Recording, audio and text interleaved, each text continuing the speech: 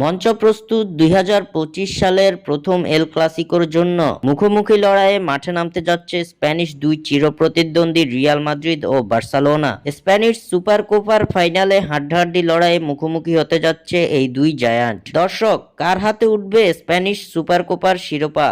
আপনাদের মূল্যবান মতামত আমাদের অবশ্যই কমেন্ট করে জানাবেন। গত ৯ জানুয়ারি সুপার কোপার ফাইনালে অ্যাথলেটিক ক্লাবকে ২-০ গোলে উড়িয়ে ফাইনাল নিশ্চিত করে বার্সেলোনা। গাভি ও লামিন ইয়ামালের গোলে এই জয় তুলে নেয় কাতালান ক্লাবটি। অন্যদিকে ১০ জানুয়ারি কিং আবদুল্লাহ স্পোর্টস সিটি স্টেডিয়ামে মায়োর্কাকে ৩-০ গোলে উড়িয়ে দিয়েছিল রিয়াল মাদ্রিদ। জুড বেলিংহাম ও ব্রাজিলিয়ান তারকা রদ্রিগো গয়েজের গোলে দারুণ এই জয় ফাইনাল নিশ্চিত করে কাতালান জায়ান্টরা, যার ফলে নিশ্চিত হয়ে যায় বছরের প্রথম এল ক্লাসিকো।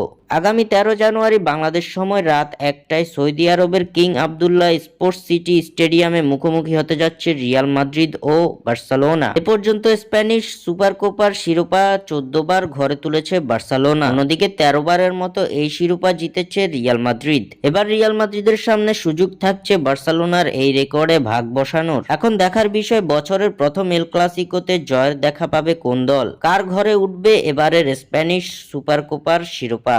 স্বাক্ষর থেকে সাদবিন ইসলাম।